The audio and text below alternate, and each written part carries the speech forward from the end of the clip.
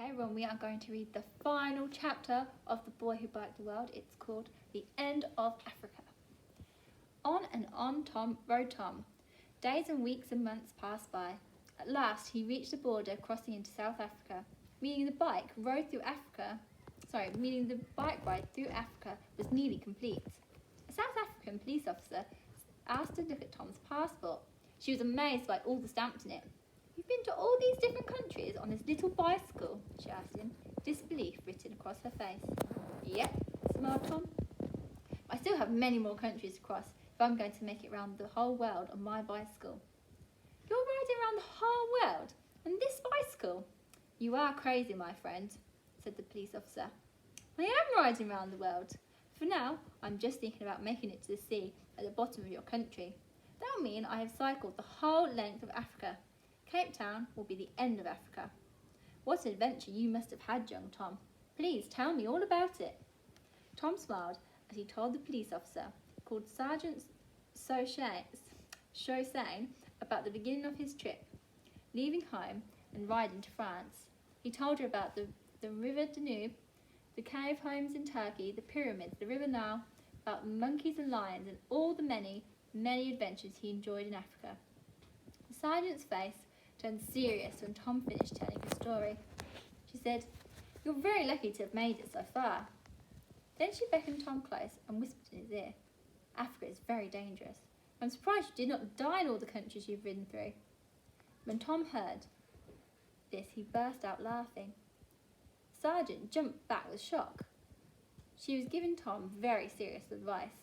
It was not funny. Plus, she was a very important police officer. She was not used to being laughed at by a young boy on a bicycle. "Why are you laughing?" asked the sergeant. She looked quite angry. "I am sorry," said Tom, although he still had a big smile on his face. "I'm not laughing at you. You just really remind me of somebody I met in Egypt long ago, at the very start of Africa. His name was Sergeant Sharif. He said the same thing that you've just said. I think you would become good friends if you ever got to meet each other." Then Tom cycled towards South Africa, leaving a very confused-looking Sergeant Chaussane scratching her head. The end was close. But South Africa is a big country, and he had a long way to cycle before reaching the sea. And first he had to ride over the highest road in Africa. The highest road in Africa is in Lesotho, a small, beautiful country which is completely surrounded by South Africa. Tom rode deep into the mountains, climbing up steeper and steeper hills every day. Many people in small villages of Lesotho were wrapped in blankets and wore traditional conical hats on their head. They needed the blankets because the temperature was falling fast as Tom climbed higher and higher.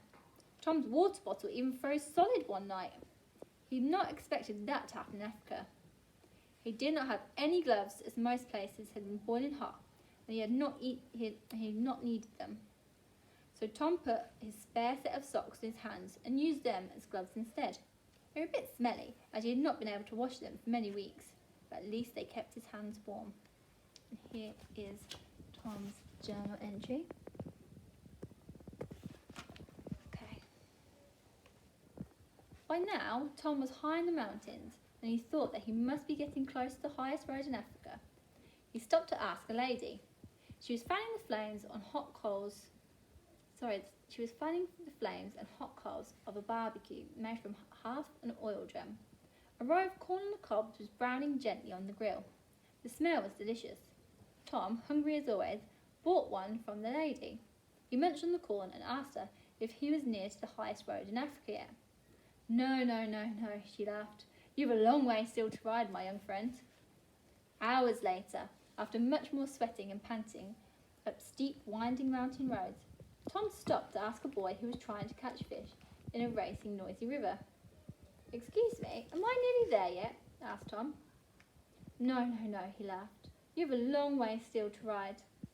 Tom kept riding. Looking back over his shoulder, he could see down, so far. He was amazed how high he had climbed. The view across Lesotho was beautiful. He could see so far, but he still was not at the top. Tom looked back down the valley he had cycled up. He was even higher than some birds he could see arching above the village far below him, where he had eaten the barbecued corn. When he was so tired that he thought he could not possibly continue any longer, Tom stopped to ask a farmer. The farmer was leading his flock of sheep down from the fields for the night. "Excuse me, am I nearly there yet?" asked Tom. No, he laughed. "You have a long way still to ride." The roads were steep and winding. Higher and higher he pedalled. He stopped to dunk his head in a refreshingly cold stream, hoping that this might give him a bit more energy. Then a truck overtook Tom. It was very old and rattled noisily. It was so full with big boxes that it was very heavy. It was really struggling on the steep climb, just like Tom was struggling. As the driver drew level with the bike, Tom called up to him. "Excuse me, am I nearly there yet?" No, he laughed out the window. "You have a long way still to ride." The driver beeped his horn, waved, and drove away up the mountain. Sometimes things seemed too hard. Tom was beginning to think that riding his bike up the highest road in Africa was impossible. The end seemed so far away. He was tired and his legs felt wobbly. His face was sweaty and shiny. His tummy was rumbling and empty. His lunch of barbecued corn seemed a long time ago now. He was exhausted. The mountain had beaten him.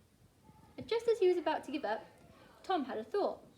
In his head, he saw a picture of himself in the playground back at school when everyone had been laughing at his crazy idea to try and cycle around the world. Back on that day, did he really think he would cycle all the way down Africa? No way! But he had come so far. How had he managed to come so far?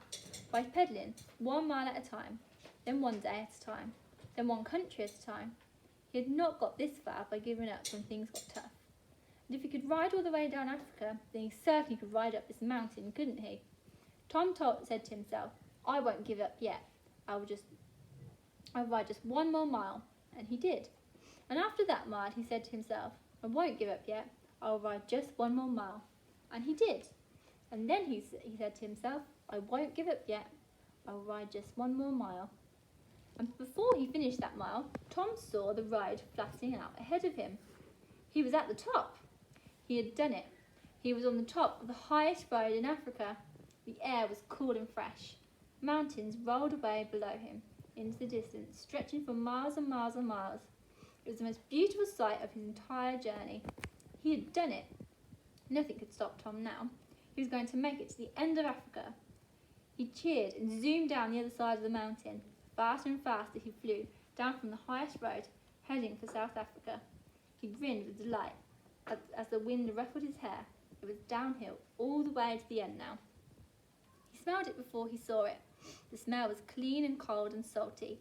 The sea. Then he rounded a corner, and there it was in front of him. The sea! The end of Africa at long last! Tom freewheeled down the hill onto the beach. He squeezed the brakes and stopped his bike. He lay the bike down and stood staring at the broad expanse of blue ocean. Wowzers! He jumped up and down and shouted at the sky. He had done it! He'd actually done it! He'd ridden from Britain to the end of Africa.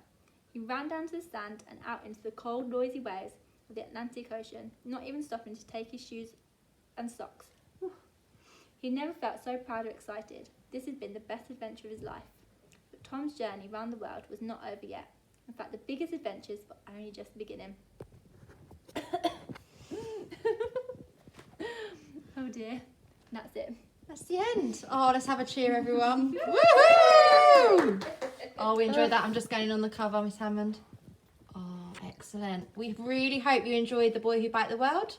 Stay tuned for part 2.